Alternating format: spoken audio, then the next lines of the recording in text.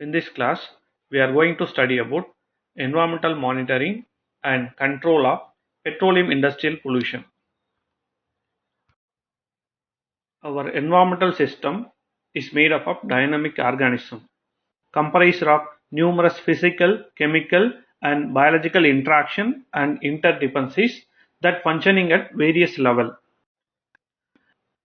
The environmental impact of exploration and production activities of the petroleum industry is diverse, ranging from negligible effect of landscape through severe degradation, health hazard to significant and unavoidable impact like pollution from oil spill.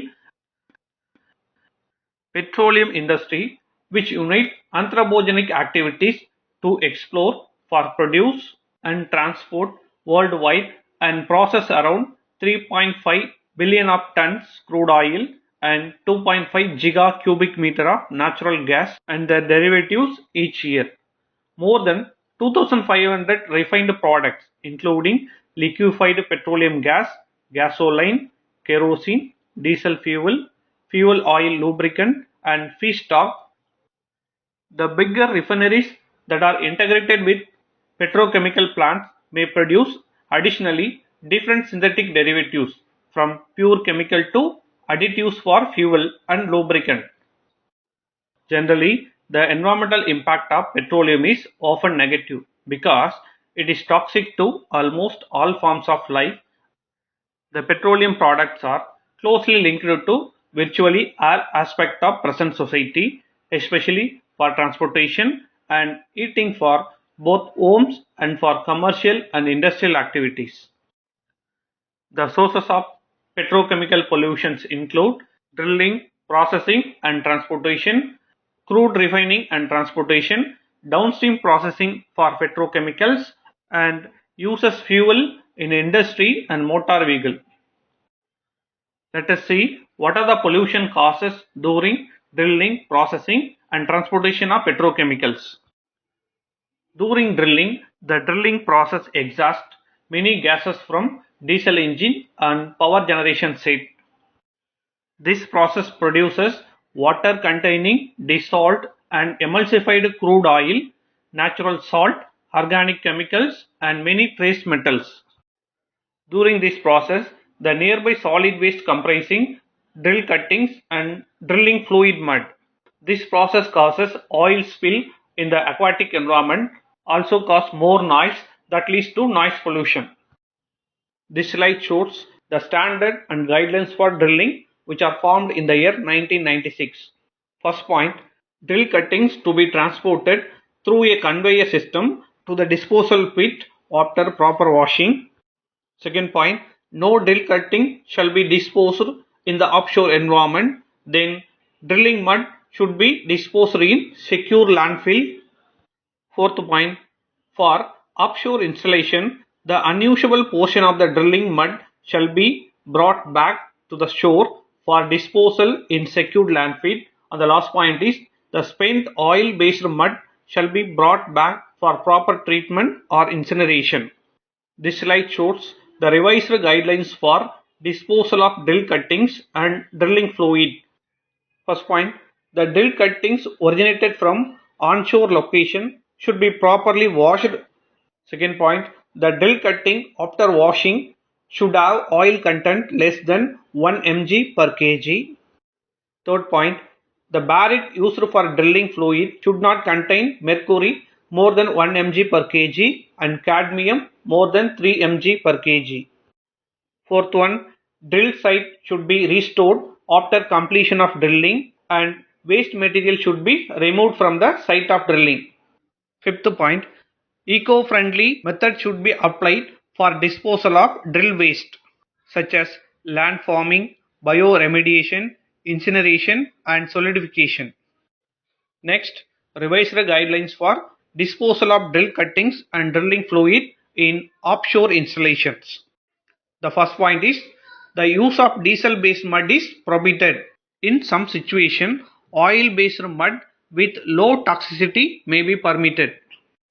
Second guideline, the chemical activities used in drilling fluid should be biodegradable and with low toxicity. Third point, hexavalent chromium compound should not be used in drilling fluid, and in case of chromium compound is used. Fourth one, bulk discharge of drilling fluid should be avoided. Fifth guideline, the water based mud or oil based mud should be recycled to the maximum level, and unusable portion of the water based mud should not be discharged into any marine environment. Sixth point, drill cuttings of any composition should not be discharged in sensitive area. Seventh point, drill cutting water should be treated to conform to the standard before disposal into sea. And the last point is, daily discharge of drill cutting should be monitored. Next, crude refining and transportation. This method include two strategy. One is minimizing emission and other is solid waste management. Let us see minimizing emissions. For minimizing emissions of sulfur dioxide, we can use fuel with lower sulfur content. The use of leak detection and repair, vapor recovery system, and switch over to refrigeration system for LPG storage may reduce the hydrocarbon loss and volatile oil compound emissions. Next, reuse and recycling of treated effluent. That means the use of wastewater in desalter and firefighting system. Next, solid waste management. It can be achieved by introduction of various new technologies for improving oil recovery and also improvement in handling and disposal of oil sludge. Also, reuse of petroleum coke with high sulfur content by large scale industries with proper pollution control systems. Next, downstream processing. Petroleum products are separated by various separation methods. In all the aspects, air pollution can be emitted during different stages of oil and gas development. Last one, use as fuel in industry and motor vehicles. When using petrochemicals in industry and motor vehicles, they produce many harmful substances. For example, when gasoline is burned, it will produce carbon monoxide, nitrogen oxide, and unburned hydrocarbons, which contribute to air pollution. The burning of gasoline also produces carbon dioxide. It is a greenhouse gas. Next, we will discuss the impact of petroleum industrial activities. First one, crude oil. It is a mixture of many different kind of organic compound, and many of them are highly toxic. They cause many birth defects in human beings as well as animals. Next, benzene. It is present in both crude oil and gasoline. They cause many diseases in human being, animal and plants. Third one, waste oil. Some examples of waste oil are used oils such as hydraulic oil, transmission oil, brake fluid, motor oil, gearbox oil and synthetic oil. Many of the same problems are associated with natural petroleum exist with waste oil. When waste oil leak out from the vehicle over street and road, cause pollution in soil and drinking water. Also, the storm carries waste oil, causes pollution to the rivers and oceans. Next, acid rain. High temperatures created by the combustion of petroleum cause nitrogen gas in the surrounding air to oxidize, that will creating nitrous oxide. Nitrous oxide along with sulfur dioxide from the sulfur in the oil that combine with water in the atmosphere to create acid rain. Acid rain causes many problems such as dead tree and acidified lake with dead fish. Then climate change. Humans burning a large amount of petroleum that will create a large amount of carbon dioxide that increase heat in earth atmosphere. Next, oil spills. An oil spill is the release of a liquid petroleum hydrocarbon into the environment, especially marine areas due to the human activity. The term is normally applied to marine oil spills where oil is released into ocean or coastal water. Oil spill may occur due to the release of crude oil from tankers, pipeline, rail cars offshore platform, drilling rings and wells, as well as the spills of refined petroleum products and their byproducts, also the heavier fuels used by large ships. Next slide, cleaning methods of oil spills. The oil that gets washed up on the shores are mechanically cleaned by humans. The oil is first absorbed using sorbent, then the remaining parts are cleaned using shovels. The residual parts are then allowed to break up naturally or biological agent are used to decompose them to carbon dioxide and other less toxic components. Next, tools for controlling oil spill that include mechanical method, chemical method and biological method. The mechanical method include booms, skimmer and sorbent. Booms are large floating barrier that round up the oil spill and lift the oil from the water. Next, skimmer. It is a device used to skim the oil spill which are present in the marine environment. Third one, sorbent. By throwing large sorbent material in the oil spill area that absorb oil and reduce the oil content in the marine environment. Next, chemical treatment. It includes dispersing, herding and gelling.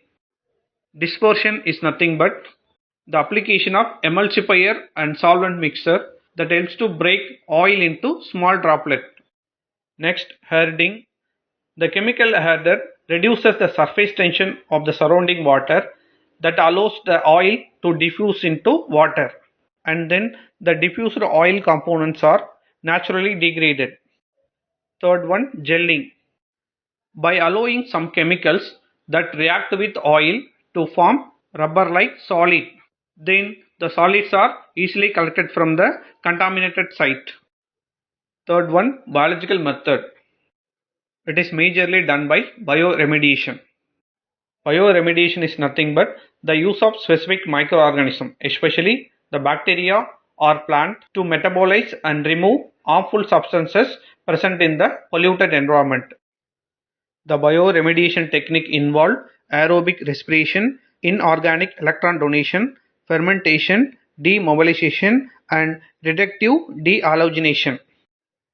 Through aerobic respiration, the petroleum substrate which are present in the environment are converted into nitrogen gas, hydrogen sulfide, methane, metals, carbon dioxide and water.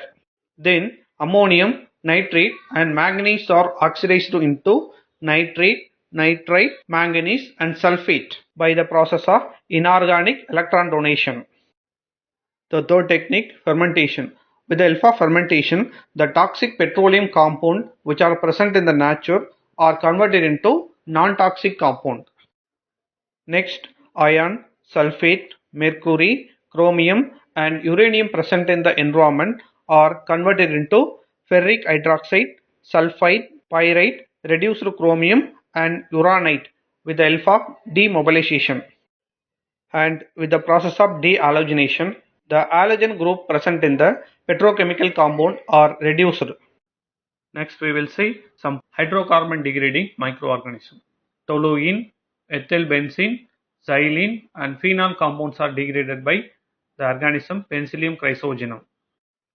Petrol and diesel polycyclic aromatic hydrocarbon are degraded by Pseudomonas alkaligens, Pseudomonas mendocina, Pseudomonas putida, Pseudomonas veroni, Achromobacter, Flevobacterium and Acetobacter.